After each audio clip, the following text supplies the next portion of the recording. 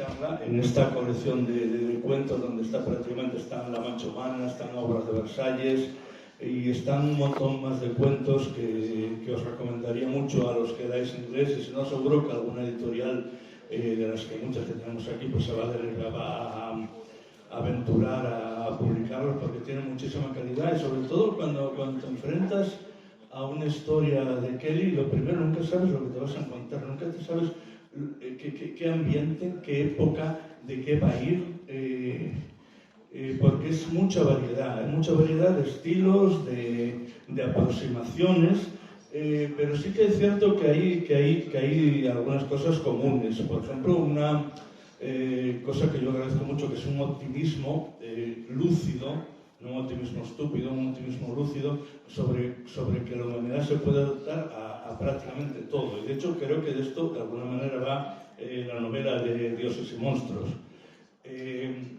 Y también otra de las características que yo creo que se ve bastante a lo largo de los cuentos es el hablar de su tierra natal, de las montañas ahí donde creció en Canadá, y verlas cómo ese ambiente puede ir cambiando a lo largo del tiempo. Bueno, para empezar, simplemente me gustaría decirle, como una chica que creció pues, a la vera de esas montañas, allí en Canadá, cómo se fue interesando por lo que es la literatura de género, la literatura fantástica, y por qué cuando decidió efectivamente dedicarse a escribir, por qué decidió embarcarse en este género. I've always been a short story reader since I was very, very young. And C.S. Lewis books, the Narnia books, were my introduction as a young child to the fantastic, and I read them over and over and over again. When I was a young child, I didn't have access to a lot of books. We lived in a small town. There were no bookstores. My parents didn't understand how passionately I craved books. So whenever I had a book that I loved, I would just read it over and over and over again. And I do recommend, just by the by, if anybody is an aspiring writer, rereading is a way you can really learn a lot. One of the great science fiction short story writers that changed my life was Connie Willis. I don't know if you know her. She's an American science fiction writer who has won more awards than anyone else. And her writing truly changed my life when I met it when I was 16 years old. Yeah.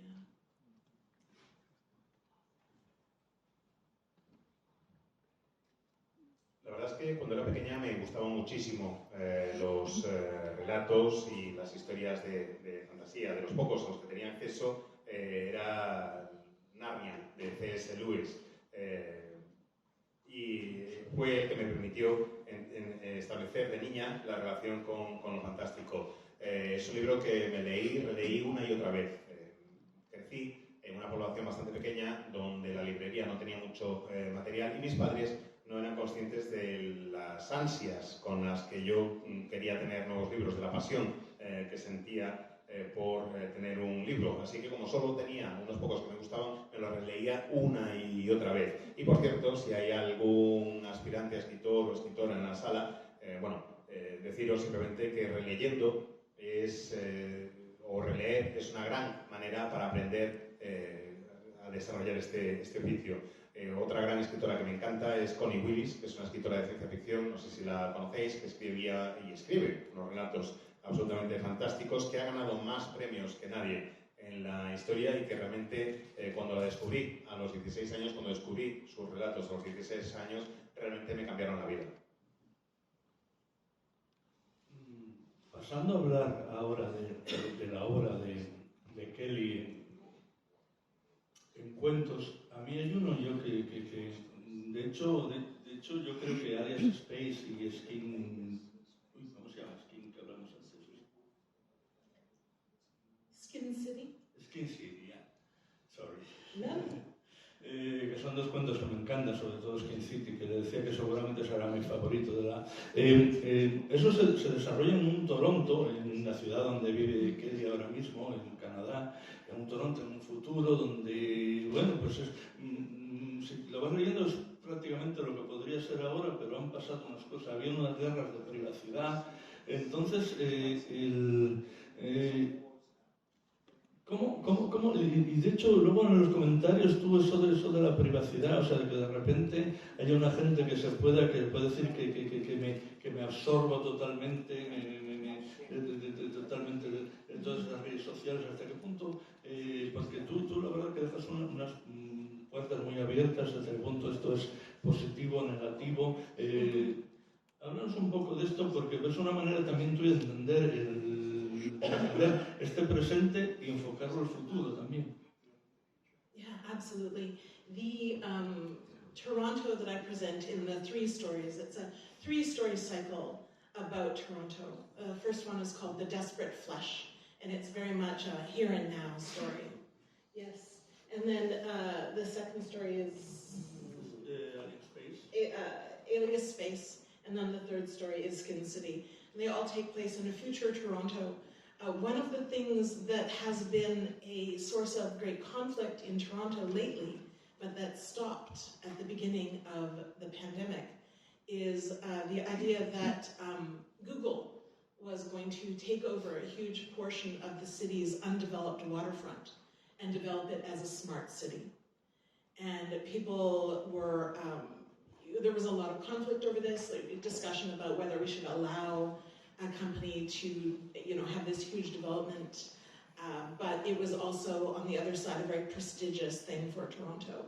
And it just comes to show us all that sort of big futuristic project can stop immediately when circumstances like COVID changes. So that project is dead. It's never going to come to pass. But one of the big sources of conflict about it was the idea that a smart city requires constant monitoring so that the city can adapt. To population pressures, to pressures on the infrastructure, so that everything can ideally work more efficiently, can work better, that we can have a city that isn't as car-focused, that is more friendly to pedestrians, all these things that we think of as kind of being an idyllic future city. So in these 3 stories, what we have is the idea of Toronto moving to a place where, and this is completely out of left field, where burlesque dancers can dance on the street. And it's one of the big tourist draws from all over the nation, from all over Earth, that burlesque dancers can ply their trade on the street. And I decided that was something that I wanted to put in my future Toronto, because I have many friends who are burlesque dancers. And I just thought that it would be the most magnificent thing if I could walk out the door and see one of them performing on the street. But the other thing that happens at the same time in these stories is the idea of this question of privacy. Do we want to be surveilled when we walk out the street? Do we want the police to know where we are at all times? We don't want that. That is not something that we consider to be a positive future. So in this futuristic Toronto, something that has happened is the privacy wars. So we have had, it's not really a war, it's more of a privacy, vicious argument. We have a lot of those in politics right now. And the idea is the conflict between wanting a future city that is very responsive to the needs of its population, at the same time as wanting a place where we can be free and unsurveilled.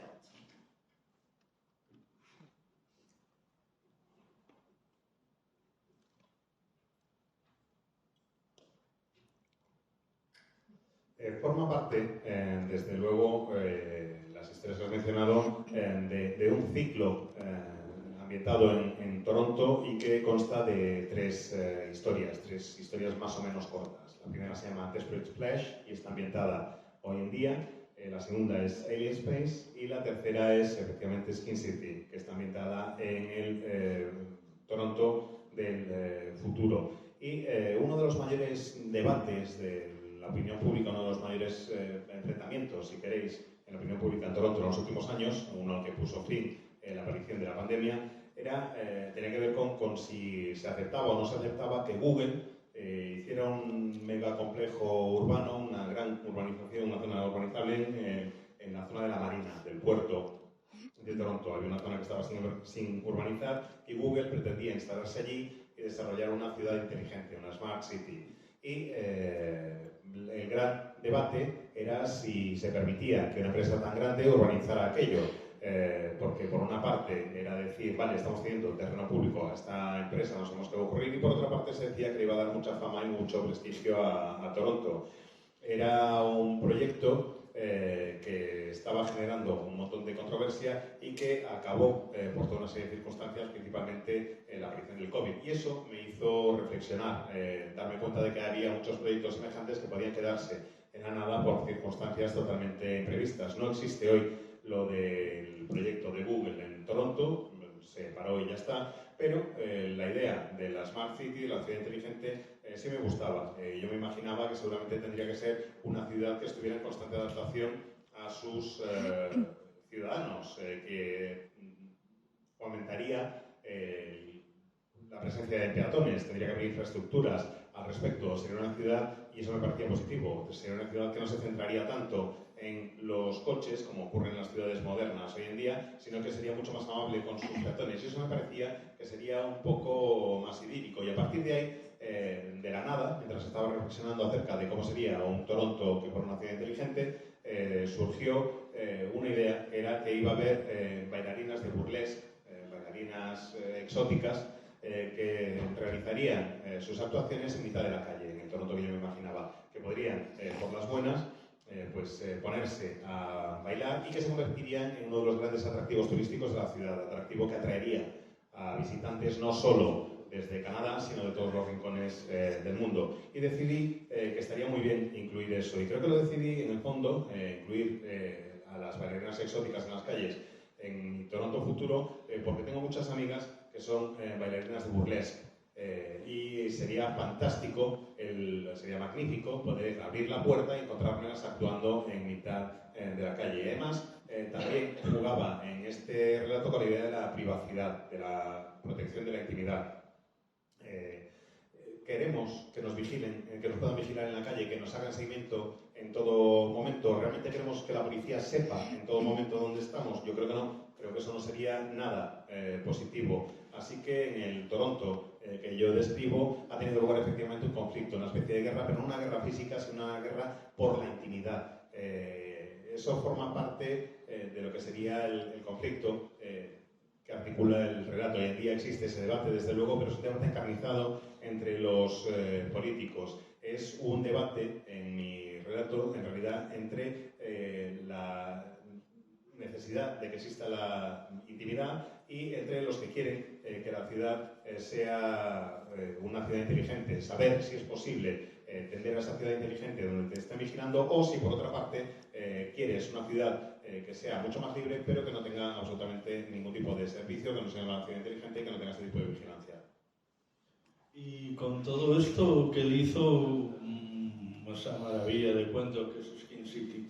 Y hablando de cuentos, yo le voy a hacer una pregunta, se lo estaba intentando explicar lo que quería decir, que es complicado porque, por ejemplo, si bien la gran mayoría o la casi total mayoría de cuentos de Kelly se desarrollan con un elemento de ciencia ficción, fantasía, pues hay algunos como las Three Resurrection de Jessica Churchill o Two Watersheds, que hablan de cosas como muy actuales, como la ecología de reformar un río, de cosas tan brutales como el asesinato y violación.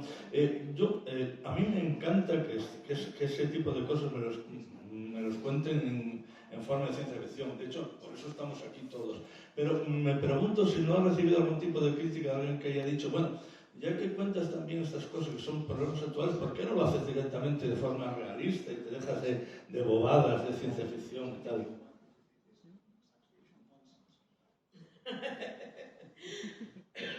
Science fiction is the air that I breathe. I have written a few stories that are straight, when the story demands that. But what we were doing is we're telling stories in the best way that we know.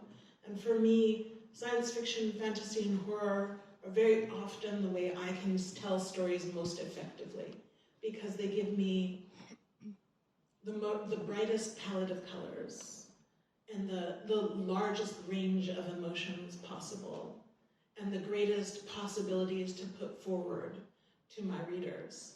I think that constraining myself to a realistic palette would just make my stories not very good.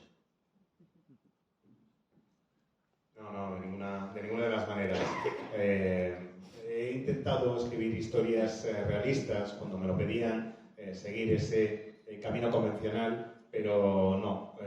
Yo creo que en realidad escribimos y contamos las historias tal como las sentimos. Y en mi caso, la fantasía, el terror y la ciencia ficción me dan más poder de narración que cualquier otro tipo de historia. Me dan un mayor abanico de emociones, me ofrecen más posibilidades en que plantear situaciones a mis lectores. Si me limitara a una paleta realista de colores, estaría mucho más constreñida. Bien, pues vamos a hablar ahora, por ejemplo, de uno de los relatos tuyos, un relato largo, novela corta, cuento largo, yo qué sé. Que además tenemos al editor aquí, a Isidoro Alejo. De Las aguas de Versalles. Las aguas de Versalles a mí evidentemente está, no en el Versalles de aquí, de Avilés, aunque podría ser. Es que tenemos un Versalles para los que se han de fuera. En esa época, pues el siglo, yo qué sé, XVII, un poco más o menos, XVIII, en el que Versalles era pues una corte, la corte de las maravillas, donde hacía un montón de cosas, y tenemos un personaje, Sylvain, que hace maravillas con las tuberías y con las aguas. La verdad que es un cuento, a mí me parece precioso, me parece que te remite un poco a un montón de películas que hemos visto sobre esas cosas, pero a la vez tiene el aliciente que tiene, que quizá lo diga Kelly mejor dicho, cuál es el tic de ciencia ficción que tiene y cómo, en qué se inspiró, cómo surgió, cómo le llegó la idea de hacer este cuento. Oh, so many places. First of all, I was reading a book about Versailles, about the Palace of Versailles. I don't know if you know, in English at least right now, we're living in a golden age of nonfiction. There's so many fantastic nonfiction books being written right now and published right now. So I have been reading a nonfiction book. That's one of the main ways I do my research is I read nonfiction for pleasure. So I read a book about Versailles and was astonished at how in Versailles the courtiers would literally go to the bathroom in the hallways. Like, it was filthy. It was a disgusting place. At the same time as we have these gilded ceilings and, you know, this great wealth, they had nowhere to go poop, which is weird. The other thing is, at the same time, I volunteered to babysit my 2.5-year-old niece for a weekend. And so I flew to Calgary, flew to another city in Canada to take care of her for 2 days. And it was the most exhausting thing that I have ever done. And anyone who has children knows how exhausting it is. And also the idea that when you take care of something, when you nurture something, when you have to care for it, that is when you become emotionally attached to it and it changes you. So these are the things where the story came from. Sylvain is a man's man. He's a man's man. He's a man about town. He's very meddling. And I ask myself, often this is a question that I'll ask myself when I'm writing a story, what's the worst thing that can happen to this person, to this character? And here's another tip for writers. You have a character, what's the worst thing that can happen to him? For him, the worst thing that can happen to him is to basically become a mother to this magical child who is exhausting and difficult and demanding. And when he is forced, this manly man, this man with a sword, is forced to take care of this child who is the magical reason why he can put flowing water into Versailles. It changes him as a person. And that's what we want as readers, is we want to see how people change, I think. So that's where that story came from.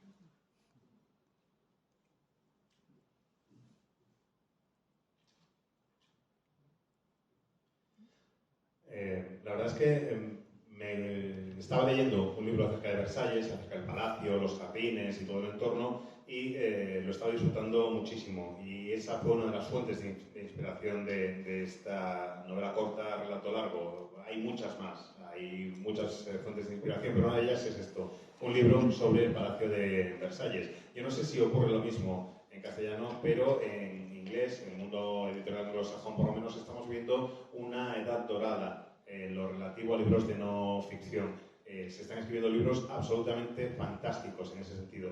Libros de documentación, que me sirven a mí como documentación. Cuando tengo que investigar sobre algo, me dedico a leer estos libros y me lo paso bien. Los leo para entretenerme. Y resulta que leyendo sobre Versalles descubrí que los cortesanos, que iban todos tan peripuestos y demás, en realidad hacían sus necesidades en mitad de los pasillos, allí detrás de una cortina. Aquello tiene que ser asqueroso absolutamente. Imaginaos la peste que pegaba. Sí, techos muy bonitos, muy dorados, lo que tú quieras, pero allí todo el mundo cagando en el pasillo.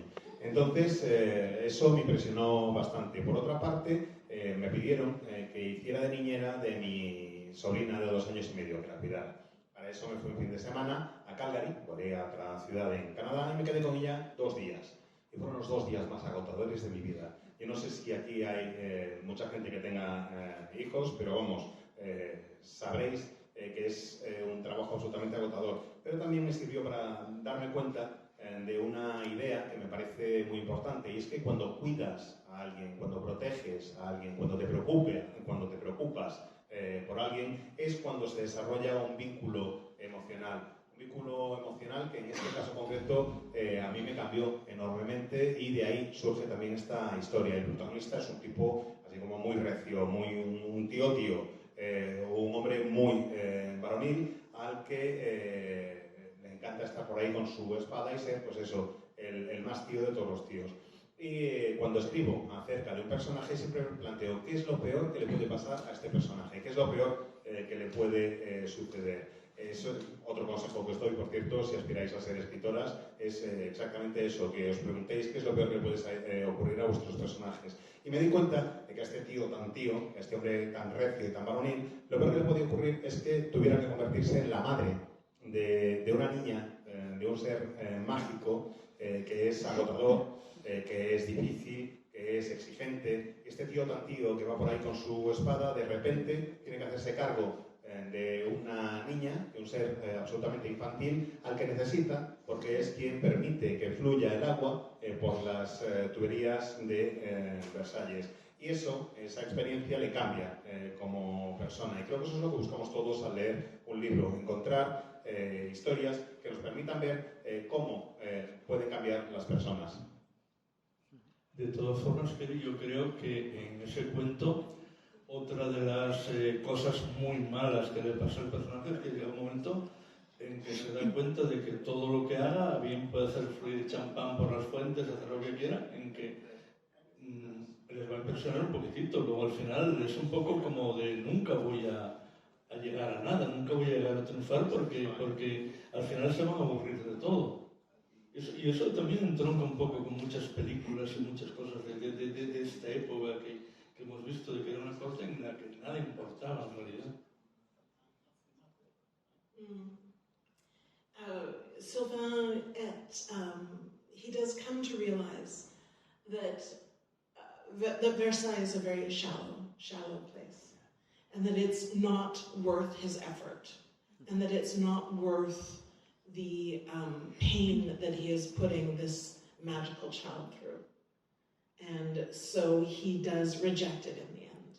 He is rejecting worldly things and is making his way back to his home.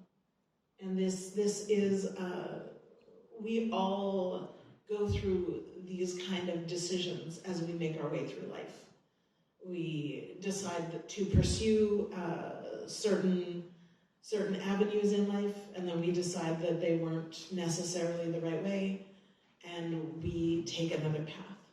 This is, I think, a very human thing, and it's a positive choice for him at the end. It's positive for himself psychologically.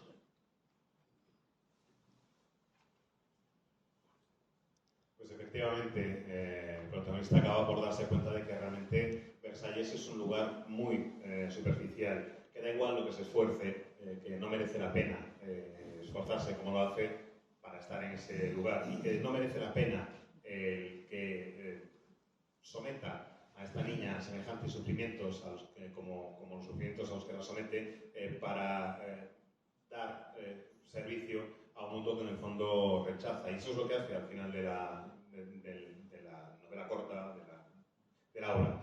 Rechaza someterse a eso, rechaza el mundo terrenal, rechaza lo que le ofrece y decide volver a su hogar. Y creo que todos podemos entender esas decisiones en la vida, que todos hemos pasado por ese tipo de momentos en nuestras vidas, cuando vas recorriendo un camino y te das cuenta de que no es el camino adecuado para ti, y lo que haces es, pues, abandonarlo y decantarte por otro. Me parece que eso es algo muy humano, y que esa decisión al final resulta muy positiva para el protagonista desde todos los puntos de vista, incluyendo el psicológico. La verdad que os recomiendo mucho este cuento, que yo creo, no sé si Alejo si lo tenéis en la... Sí, tenéis el traducido español en el stand de Gamés, y lo recomiendo muchísimo porque además de encontrarse a Kelly en estado puro, y además es este cuento que nos remite pues, con un componente mágico, pero todo aquello que sea las amistades peligrosas, a ridícula, a un montón de cosas que seguro que sabemos de Versalles, pero dándole este componente mágico, pero vamos, es un cuento que me parece, vamos, precioso y con un final absolutamente lógico, pero a la vez muy emocionante. Vamos a seguir hablando ahora. Yo decía al principio que pues, ya no sé cómo, que cuando enfrentas un relato de Kelly Rawson, pues no sabes muy bien en qué época, a dónde va a ir, pero sí que hay algún elemento común, como son, por ejemplo, las montañas canadienses, ahí donde se crió. Yo quería hablar ahora, hay varios cuentos que podrían hablar, pero me gusta uno especialmente, La Vitesse, que es quizá a lo mejor lo cuente ella, pero es un cuento que se desarrolla en 1980 y pico, una madre de familia con una hija adolescente que de repente pues, va llevando un autobús escolar por una carretera estas peligrosas de la montaña y se encuentra con algo. Yo me gustaría que nos contase ella más esto y que a ver de dónde salió esta especie de locura, porque es un cuento de verdad que te llama la atención. This is a story. Before I answer your question, I want just to say Waters Versailles, which is available at the Gigamesh booth, is also very sexy. Antes de responder a tu pregunta, que como bien has dicho está disponible entre otros sitios en el puesto de Gigamesh ahí fuera, su libro, que aparte de todo lo que se ha dicho, es muy sexy. Yes, but you were asking about my story La Vitesse. And it's funny, La Vitesse is the first story that I've been able to write where I draw on my own childhood and my own experiences. And one of the things that I did a lot when I was a teenager was I rode the school bus from home to school and home and back again. And one of the big challenges when you were the kind of kid who needs to ride the school bus from way out in the countryside into the center of town is that you're not allowed to stay after school and hang out with your friends. You have to get on the bus and leave and go back home. So my main character is a mom who drives a school bus. And she is an Indigenous person from Canada. Her family and her ancestors have lived in this area of Canada forever. And all of a sudden she has started seeing dragons in the sky. And she has no idea where they have come from. Dragons are not part of traditional Indigenous Canadian spirituality. Dragons are absolutely not natural in that area. And she seems to be the only person who is seeing these dragons.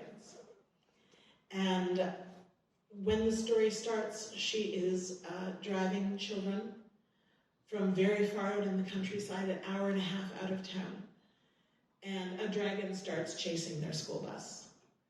And so it is, it ends up, and this is funny because it ends up being basically Speed. The movie is Speed. And instead of there being a bomb on the bus, it's a dragon chasing the bus.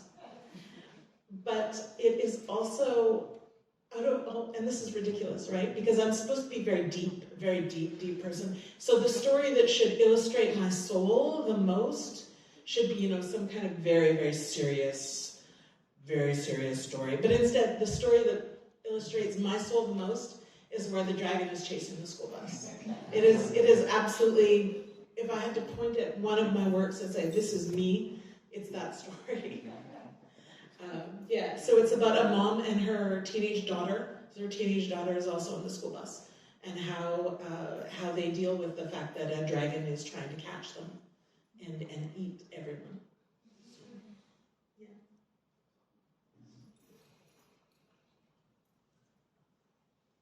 Pues efectivamente Lábitas, que es el título, es la primera historia que puedo escribir basada en mi propia infancia, en experiencias vitales.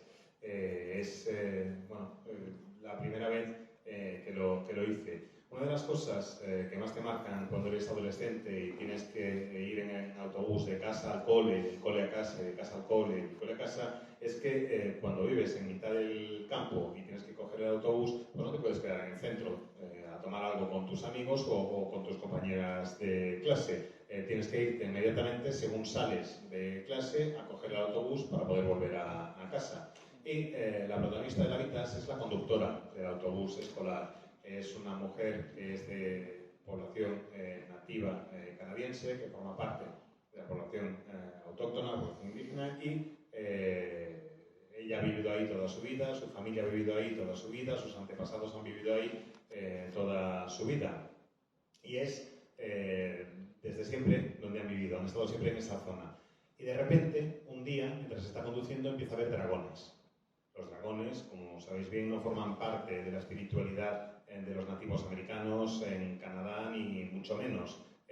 No es algo que pudiera ser un elemento que pudiera surgir de manera natural. No suelen relacionarse mucho con Canadá y ella es la única que ve esos dragones. Y eso le está suponiendo un verdadero problema. La acción transcurre en un momento en el que está conduciendo de vuelta a casa con su hija, tiene 1 hora y media de trayecto por delante y un dragón de repente aparece y les empieza a perseguir. Y me he dado cuenta de que esta historia en realidad es como Speed, solo que sabéis la peli. Eso que en el autobús, en lugar de haber una bomba, lo que hay es un dragón que lo está persiguiendo. Yo sé que lo que voy a decir suena un poco ridículo. Sé que se supone que es una persona muy profunda, con sentimientos muy sensatos y demás, y que ese sería el tipo de historia que tendría que reflejar mi alma, que si tuviera que definir una historia que pudiera definirme a mí, describir una historia que pudiera definirme a mí, tendría que ser otra, pero no, es esta. Esta es la historia que mejor me define, la historia de un dragón que persigue a un autobús. Si tuviera que decir de toda tu obra, ¿cuál es la que mejor te define? Diría esta. Esa soy yo, la historia de una madre y una hija adolescente que van en un autobús intentando escapar de un dragón que vuela detrás de ellas y que tiene ganas de comerse a todas las que están dentro del vehículo. Un dragón, una madre y una hija adolescente en un autobús por las carreteras montañosas de Canadá, que puede salir mal. En fin, un gran cuento, desde luego.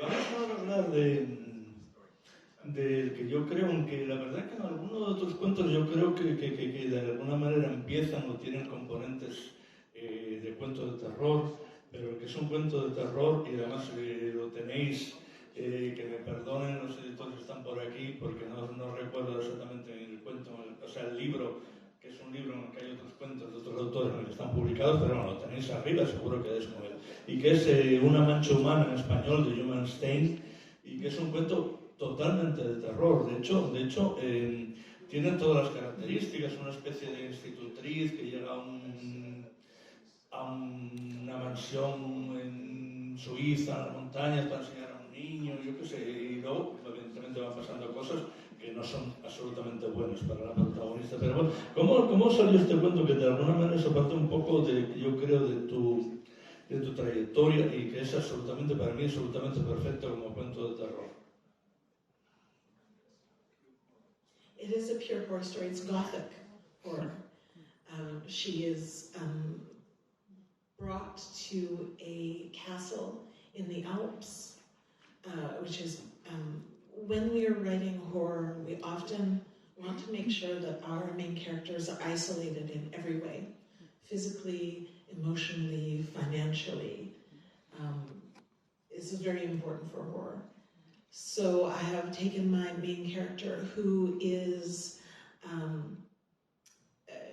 a lesbian in the 1890s, who has lived in Paris, in the Pigalle, who has partied every night, and she has become financially destitute.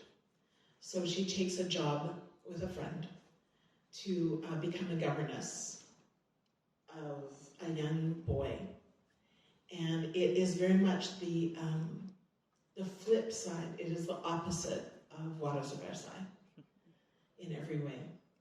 And so I question in the story the idea that parenthood, which is the making of Sylvain in Waters of Versailles, it very much makes his character.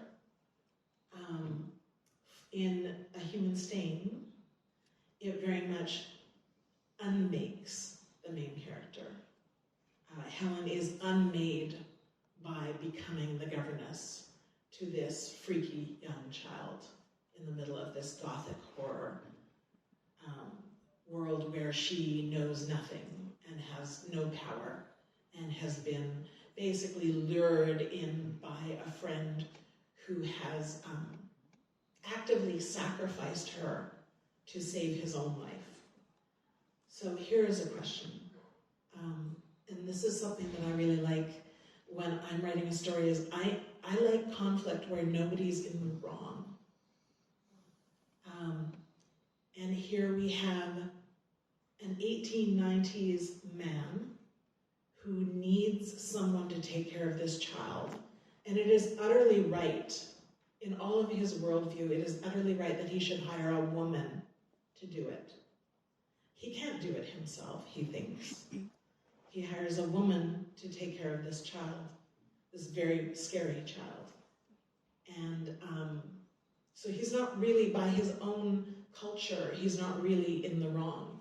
And Helen, by taking this job, is not really in the wrong either, except that she's putting her trust in the wrong place. So it is very much a gothic horror story, and it won the Nebula Award in 2018, and I was absolutely shocked that it won the award. But very, very proud of the story, for sure. It was probably the story that took the most effort to write over and over and over again, to fix and fix and fix. So it was sometimes effort pays off, which is fantastic.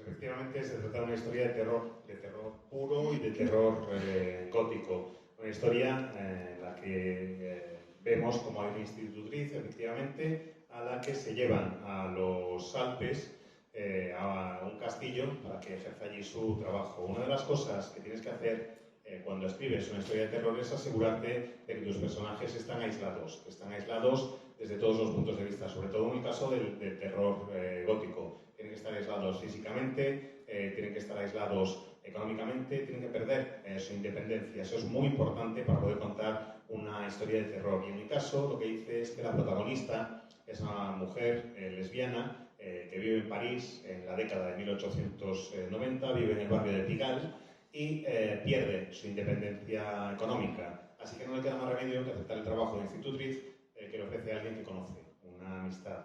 Entonces, lo que hacen es ir a trabajar como institutrices en un castillo, como digo, mitad de los Alpes. Y me parece muy curioso, me parece muy interesante en esta historia, al compararlo con Las aguas de Versalles, ver cómo a Sylvain, el protagonista de Las aguas de Versalles, la paternidad le cambia, le hace una persona totalmente distinta y le construye. Y en este caso, esa maternidad destruye al personaje. Es la experiencia que acaba desmontándola totalmente y que genera el terror. Se trata de alguien que se encuentra en una situación en la que van a sacrificarla. Su amistad la ha llevado a ese castillo pues básicamente para que sea el elemento de sacrificio y salvar así su propia vida. Y eso me plantea también un debate bastante interesante. Me gusta mucho escribir y leer las historias en las que nadie está equivocado, en las que todo el mundo tiene un punto de razón. Además, es normal que para el momento en el que está ambientada, para la época en la que está ambientada, como digo, la década de 1890, si un varón quiere que alguien eduque a su descendencia, pues contrata a una mujer para que lo haga. Así que es lo lógico. Sería un relato, además de terror, como digo, más de terror que de fantasía, y me sorprendió muchísimo ver cómo lo nominaban al premio Nebula en 2018. Estoy muy orgullosa de esa historia porque me supuso muchísimo esfuerzo y tuve que estar reescribiéndola una y otra vez para poder hacerla bien. Y lo que me demostró esta historia es que realmente tanto esfuerzo, o que el esfuerzo a veces merece la pena. Yo creo, por lo menos he intentado, que hemos estado hablando pues, de bastantes, no de todas, porque sería imposible en el tiempo que tenemos, de las facetas del trabajo de Kelly, pero sí que hay una que me parece muy importante. De alguna manera casi hablábamos de esto, o sea, de una institutriz, alguien que tiene que cuidar de los hijos de otro. En alguna de sus historias, en muchas, por ejemplo, Intervention, estar pensando ahora, quizá en To Your Old Man, en alguna otra, pues habla de lo que es, en una clave de ciencia ficción, de lo que es la progenie, de lo que es la maternidad, la paternidad, de una forma nueva, de una forma que necesariamente ha cambiado en este mundo. Y me gustaría que nos avanzase un poco esto, como ese tema que yo creo que le interesa, porque lo ha tratado en varios cuentos, cómo lo trata ella, qué piensa al respecto, cómo lo traslada a este universo suyo de ciencia ficción. Yes. Yeah. Parenthood is, we all have, as writers, we all have things that we can't get away from, topics that keep jumping up in all of our stories, things that talk to us very, very deeply, and that keep surfacing. And for me, parenthood is that, which is strange because I don't have children. I've never wanted children. I'm not a parent. But I have very, very vivid memories of childhood. And so I have very, very vivid memories of the ways I was parented and the ways I was parented badly. Which I hope none of you have any of those memories.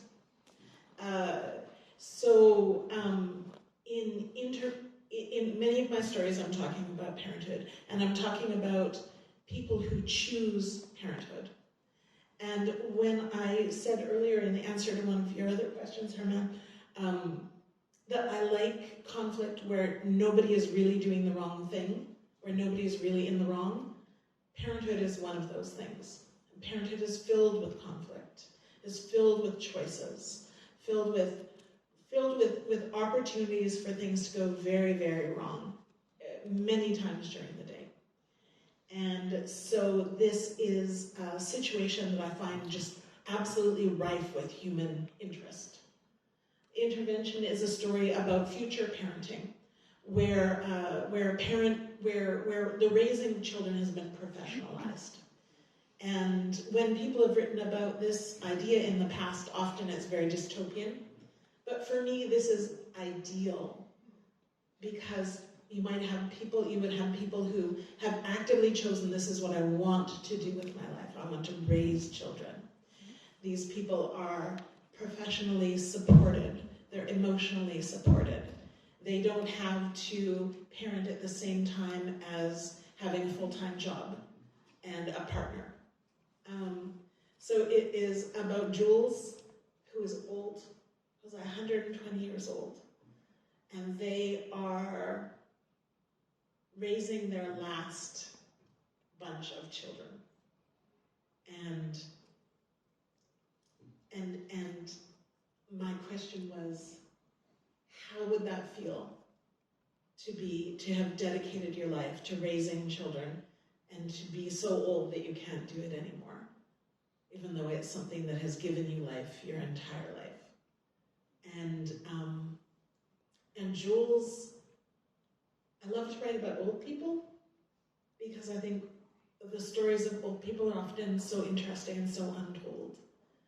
So Jules comes to a very interesting end, where they have to face things in their life that they have not faced for a very long time. And Jules comes to be parented in return by one of the children that they have brought up. I love that story too. It's one of my favorites. Creo que la paternidad y la maternidad son cosas que realmente me interesan muchísimo, son cosas de las que estoy hablando todo el rato, efectivamente, buena parte de mi obra, y es algo que me ha llamado muchísimo la atención, a pesar de que nunca he querido tener familia, que nunca he querido ser madre, nunca he querido tener niños, pero sí recuerdo vividamente la infancia. Recuerdo mi infancia vividamente con decisiones que fueron tomando mis padres, que algunas fueron muy buenas y otras no fueron tanto, fueron bastante caóticas, y creo que eso es importante.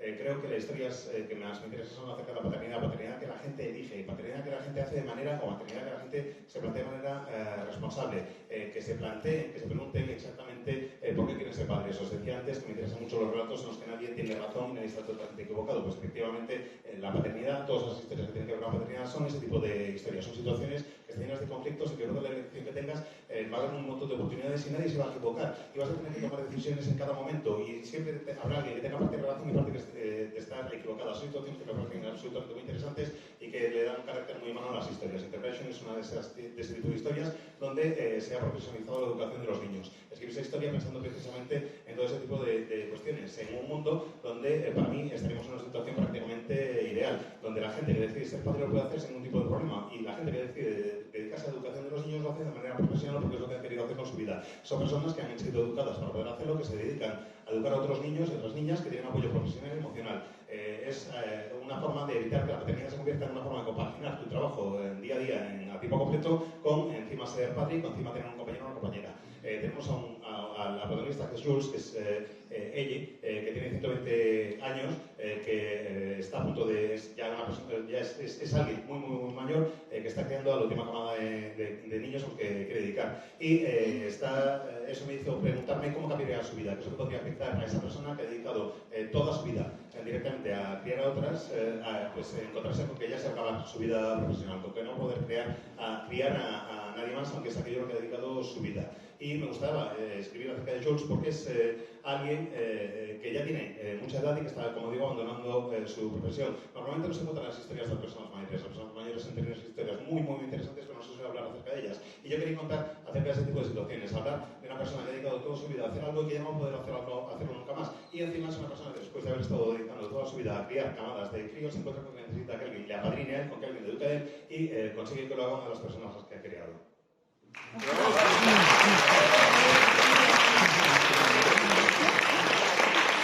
después de este tour de force de nuestro gran amigo Diego, poco hay que añadir, pero simplemente leed a Kelly Robson, veréis una nueva luz de elementos de ciencia ficción que pensabais que ya estaban gastados, ella los mira de otra manera, tiene otro toque, tiene otra mirada, y es una mirada muy interesante, muy nueva, muy fresca y muy interesante. Tiene ya un puñado de cosas muy interesantes, de obras a leer aquí, aventuraros a leer cosas en inglés. Kelly, estamos encantados de tenerte aquí, vamos a despedir un aplauso y leed a Kelly.